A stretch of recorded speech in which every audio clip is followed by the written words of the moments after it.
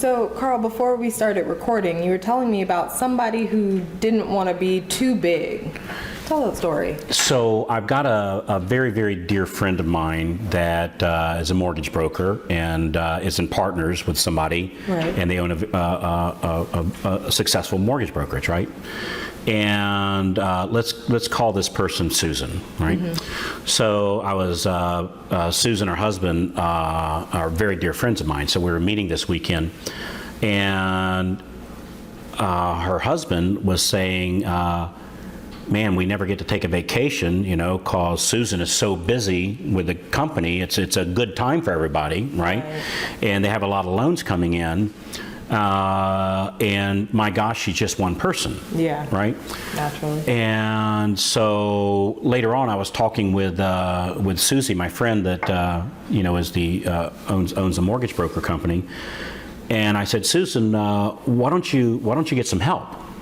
Like, why don't you get some help? And she said, well, Carl, I never wanted to get that big.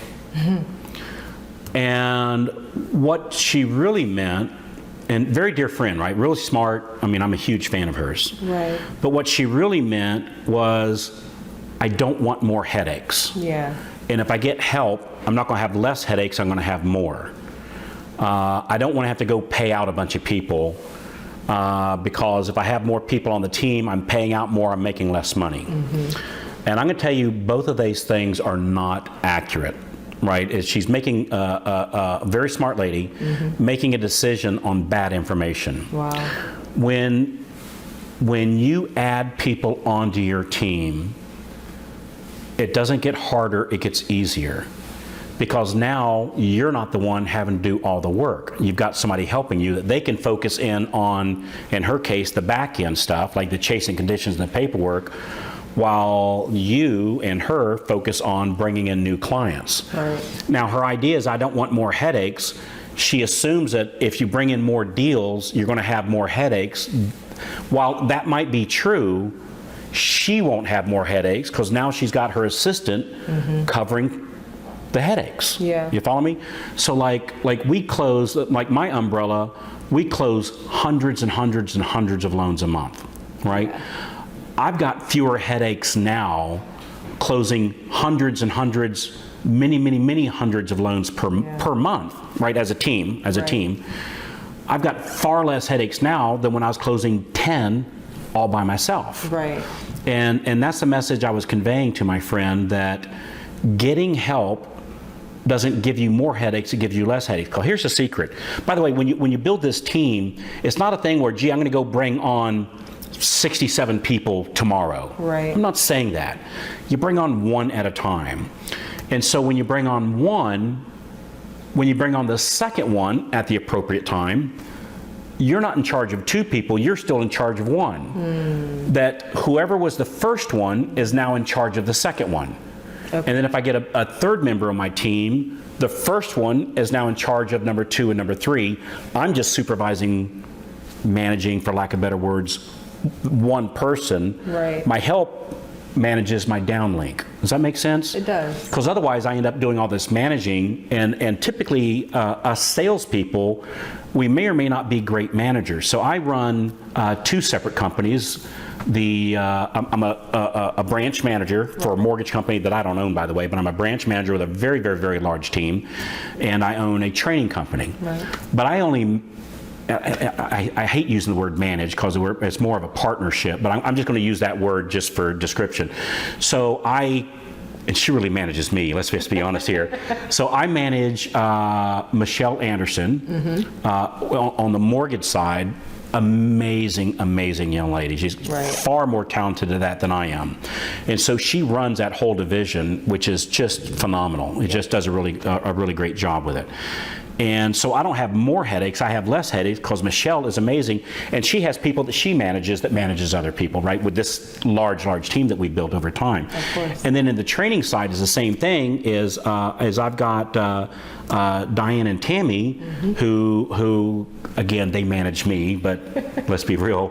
But for the explanation here, again, I'm partners with them, but I manage them per se, or we manage each other. Sure. And they manage the team. Right. And so I don't have more headaches as we build out the training or the mortgage. I have less headaches, but yet I have more of the benefit, the income. Right.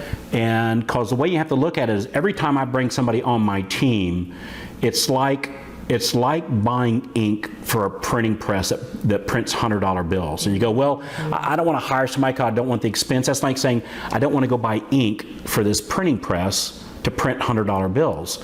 It's a different way of thinking, and it's not our fault, and it's not my friend Susie's fault for thinking that way. It's what we were taught. Right. You know, the old, if you want something done right, you do it yourself, you know, thing. It's just flawed thinking, or that we were taught, and we have to retrain ourselves. So understand, number one, we're not looking to build the team to this huge level all at once. Like, it just kind of evolved into that. I didn't know how, I don't know when it happened, to be honest with you, you know, because it was just one at a time. My first one was only working 4 hours a week. Right. Drastically changed my business, right? And then she started working full time, and then I got another one, and then I got another one, and then I got another one over the last 20 years until it's what it is today, which man, it's impressive. Like, it's impressive. That's really the secret. It's adding one on at a time and putting somebody else in charge. And you be the visionary or the salesperson and not necessarily the manager. Get your fingers off the files, focus on building your business and not on all the paper chasing. So don't be afraid of growth. Growth is a very, really cool things come from growth. Number one, I learned so much. Well, like Nina, when you came onto the team, I've learned so much from you that on my own I would have never learned these things. Like with social media and the camera work that you do, I've learned so much from you. So if I hadn't been honored to have you as part of our team or as part of your team, however you want to look at it, I wouldn't have learned all these wondrous things. And so as we bring people on, I learn more. And now we don't just have my years and years and years of experience. We have yours too. And so it's like a 1 + 1 = 18 kind of thing. So don't fear building a team. If you'd like to go over, like, who do you hire first? Where do you find them? What do you pay them? How does it work? Bonuses, how does that work? What do you do when they do what they do? When do you hire the first one? When do you hire the second one? There's a link on this page. Click that button. Would love to get on the horn with you for about 45 minutes. We can do this as a one-on-one call, and we can go over some of those things to help you build your team. Growth is a wonderful thing, because wonderful things happen. And it's not just that, gee, now we get to go buy the Ferrari, so to speak, right? Nothing wrong with that, by the way. Of course not. But it's being able to help other families, other people, helping people in our, I know this sounds corny, but it's real. It is. Helping other people in our community, helping charities, people that are less fortunate. Man, there's just, anybody, let me tell you something. This is off topic here. Anybody says that money won't buy you happiness hasn't given enough of it away.